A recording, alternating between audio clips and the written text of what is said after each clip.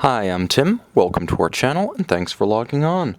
Today, we're discussing the Jaeger-LeCoultre Reverso Art Deco. You can see this exceptional skeletonized and engraved caliber Grand tie cased Reverso and purchase it on our website. Subscribe to our YouTube channel if you enjoy these videos, and please click on the card in the upper right-hand corner of the screen at any time during this video to see our full sales listing for this watch with additional accessories included in the sale, high-resolution images for your desktop, and naturally complete pricing details for this Reverso Art Deco. The model you see on my wrist debuted back in 1992, shortly after the birth of the 42mm lug-to-lug Grand tie case for the 60th anniversary of the Reverso. Jaeger-LeCoultre was looking for ways to fill out that case with new innovations after the anniversary watch, and the Reverso Art Deco was the result. Now, the timepiece appears fairly conventional. Ergonomically, it fits like a Grand tie until you flip it, but let's start with the fit and the feel. Now, 42mm is the measurement. It's actually 42.3 from lug to lug across the wrist, so it wears well on a broad range of wrists. Now, the timepiece also features a relatively slim profile, considering the rotating chassis and the separate cage. 9.5mm thick, it's a relatively slim timepiece with a wonderfully sloped flank that easily slides underneath any dress cuff, and of course 26mm across the broad of the case from 9 to 3, not inclusive of the crown. The watch has always been drilled fairly high between the lugs, meaning it has an integrated aesthetic. There's no daylight visible between strap and case.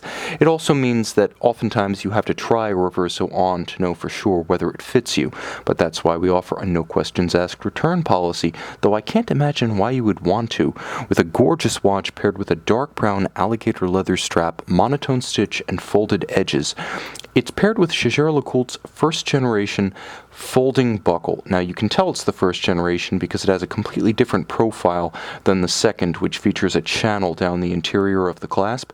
The watch also features on both clasp and case pre-1995 hallmarks, featuring the Helvetic bust rather than the subsequent St. Bernard.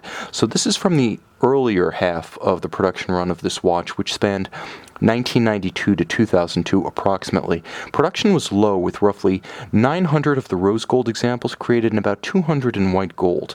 Now, what distinguishes the watch on the primary dial side is the vertical striations or satin grain of the dial juxtaposed to the fluid rose lathe undulating pattern in rayon form at center.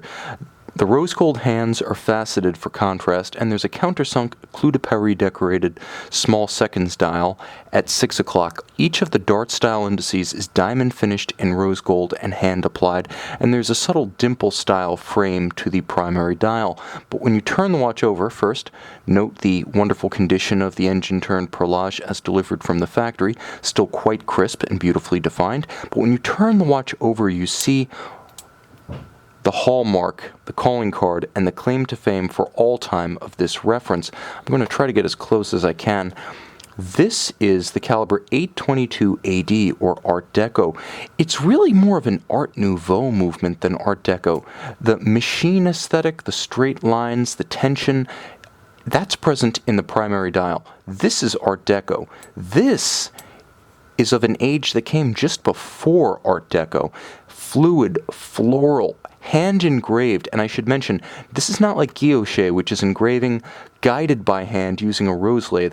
This is pure freehand, full floating, hammer and chisel engraving. This is done with absolutely no guidance, using nothing but the artisan's own hand-eye coordination, and that comes after the movement has been skeletonized, dramatically increasing the number of bridges, also increasing the depth of the watch.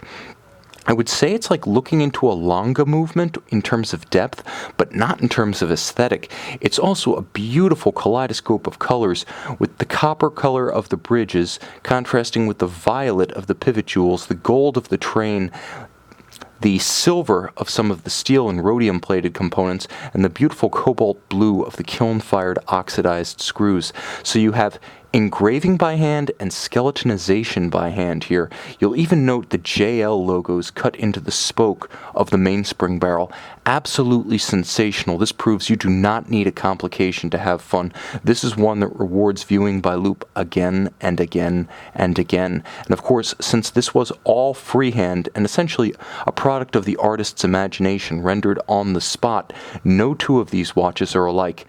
As though 1,100 total over a decade weren't rare enough, each one is, quite literally, piece unique. You can see and you can purchase this striking combination of Art Deco and Art Nouveau on our website.